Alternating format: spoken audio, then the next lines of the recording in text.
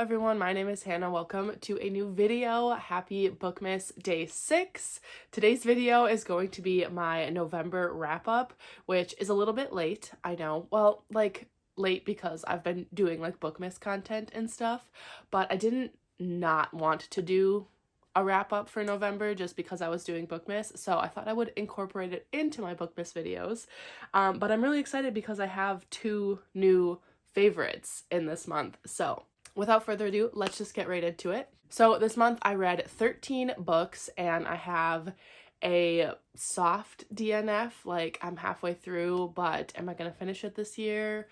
Probably not. I'm setting it aside, and then I do have one that I did just DNF and I won't be picking it back up. So I started off the month reading a romance, and that is The Roughest Draft by Emily Wibberley and Austin Siegmund Broca.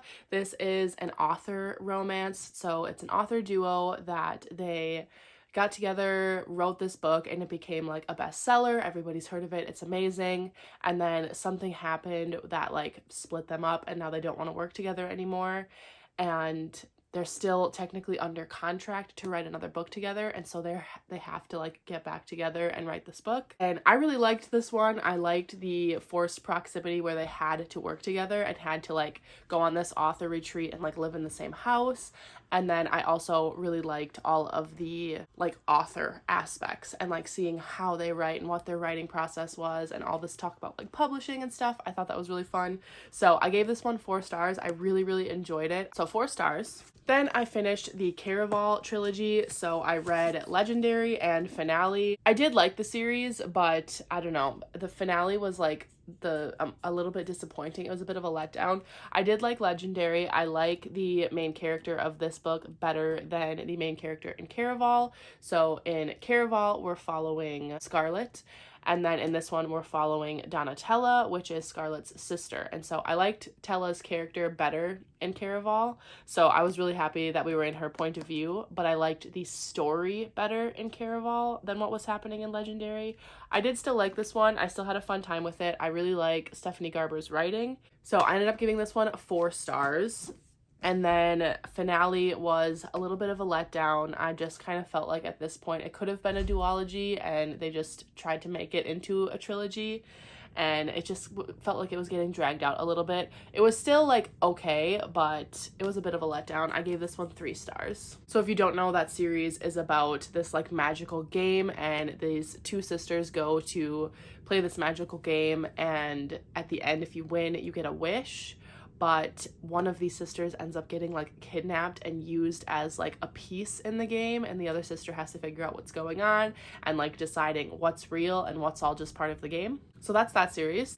And then I picked up very randomly, very spontaneously, the book Flawless by Elsie Silvers. I'm not sure. I'll pop the picture up on the screen, but I literally was just talking to Lachlan and Rachel, my 2 best friends, and Rachel picked up Heartless, which is the second book. It's a companion series, so that you don't have to read the books in order, but she was reading the second book and she was like, I am loving it, you should read it. And I wanted to read the first book first, even though you don't have to. I wanted to. And basically they call this horse girl smut or horse girl romance because it's very cowboy. The main character is very much a cowboy. And I think all of the books there, that's what they are. He's a professional bull rider. And so I was I'm gonna try it, but I'm not gonna expect very much from it because is not my thing. So I was just gonna give it a shot because I just didn't know what I wanted to pick up because I was feeling a little bit slumpy after reading Finale.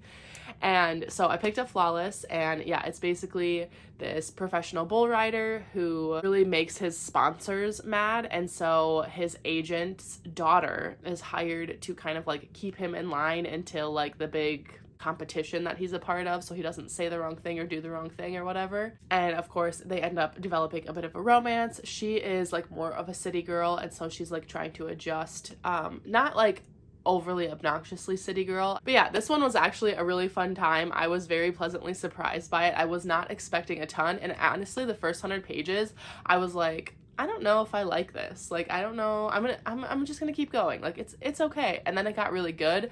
And I got really invested in the romance, and I thought the spice was really good.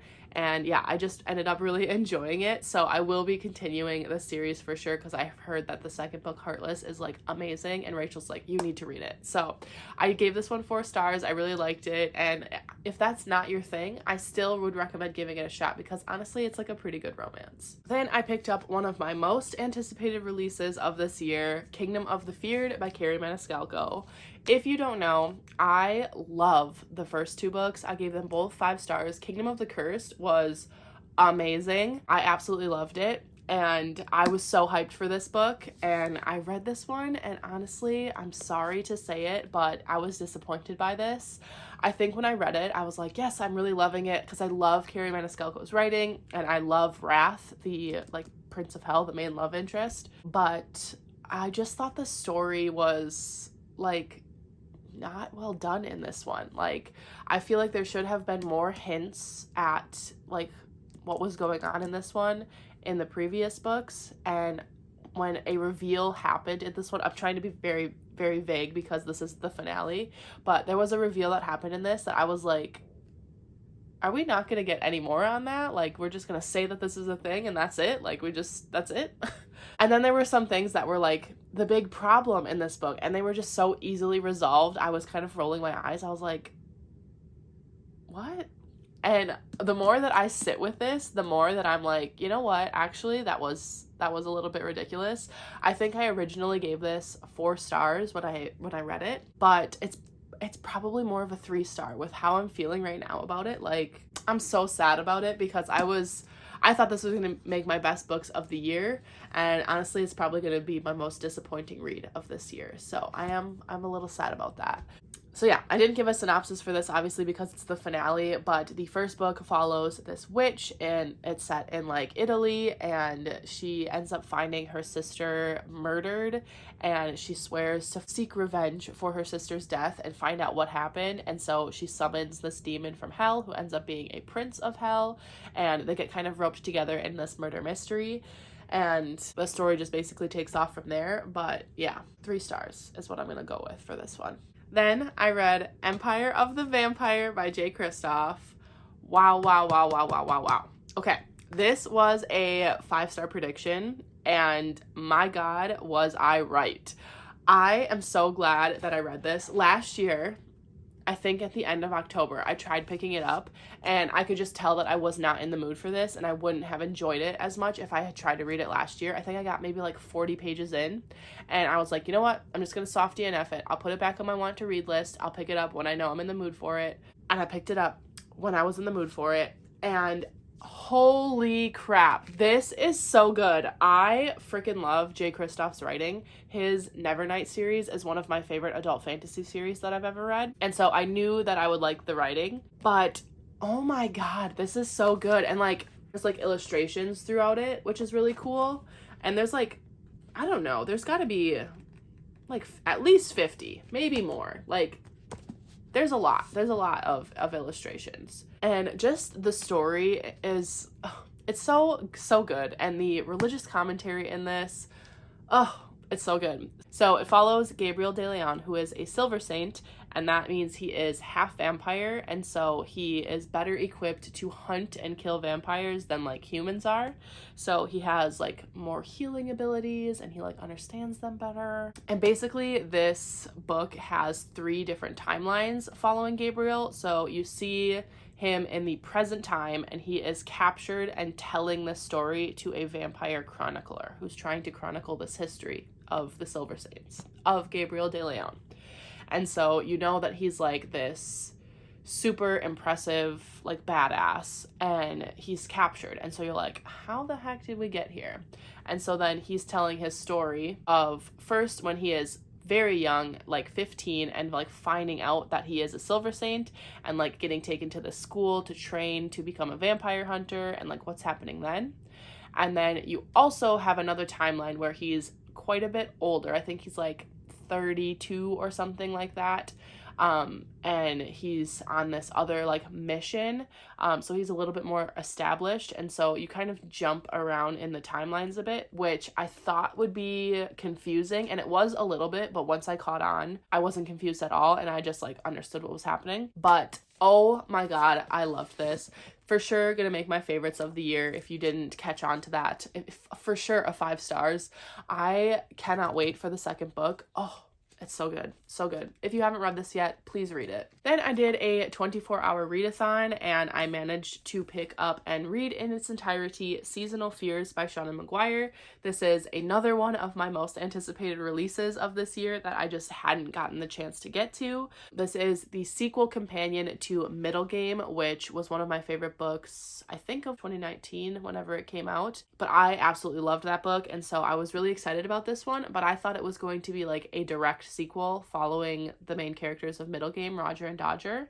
But this is set a few years in the future, and it's following different characters. It's following Melanie and what's the guy's name? Harry. Yes, Harry. And I did really enjoy this one. I think the concept of these books is just so unique and so impressive, and like to the point where I'm like, am I too dumb to read this? But I wasn't. I understood what was going on, but it's like one of those where it's like, wow, that came from someone's brain. Like this story had to be created from scratch, and the idea and concept is just so impressive to me. So I really liked this one, but I didn't like it as much as Middle Game. I ended up giving this one 4 stars, and to be honest, I don't even know if I could give a proper synopsis on these books, so I'm not going to. You could probably go look it up on Goodreads or on the internet somewhere out there, because I don't know. I just think that the less you know about these books, the more you'll enjoy them, because you won't be trying to like fit it into a certain box. So yeah, 4 stars for this one. And then I read volumes 2 and 3 of Spy Family by Tatsuya Endo. So Spy Family is my first ever manga series that I'm reading. I adored the first volume. I thought it was so funny and so cute. I gave that one 5 stars.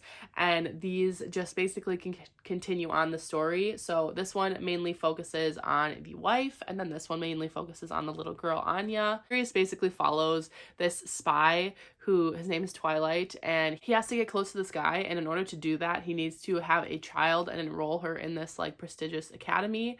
And so he adopts a child, and then he's like, oh, I need to have a wife as well, so we look like this well-rounded family. And so he finds a wife, and so Twilight is a spy, and it's obviously a secret.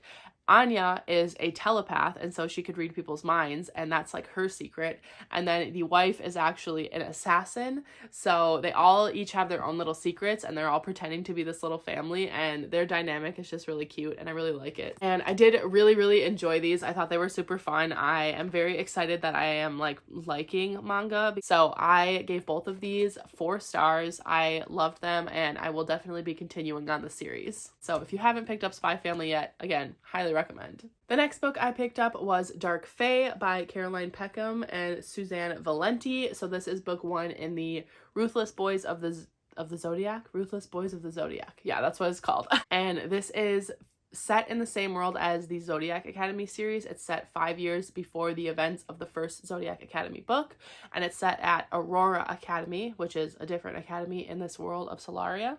And some of the characters from this series make a cameo in Zodiac Academy, so I have seen some of these characters before, but I kind of wanted their backstory. And this is following Elise, who is a vampire, and her older brother was murdered. But nobody actually believes that he was murdered. They just think that he overdosed, and nobody believes her that he didn't. And so she goes to this academy to try to figure out which of the kings at this academy is responsible for her brother's death, and she ends up kind of developing a little bit of a romance with all of them. It is a reverse harem series. So far, we haven't really had a lot of reverse harem stuff. It's just like, she just like likes these guys and like flirts with them all the time, but I'm sure as the series goes, it'll get a lot spicier. But yeah, I did enjoy this. I liked the writing in this. I think better than the Zodiac Academy series. I don't really know, but I really like the world, and I'm glad that I read this because I was already familiar with the world. So we'll be continuing the series. I gave this one 4 stars. The next book I read was The Serpent and the Wings of Night by Carissa Broadbent. This is a fantasy romance. This is the first book in the Crowns of Nyaxia series. It is going to be a duet, so there's only going to be one other book following this couple, but Rachel told me that there's going to be 3 duets set in this world following different couples, and I did not know that, so I'm really excited for that. I really, really like Carissa Broadbent's writing.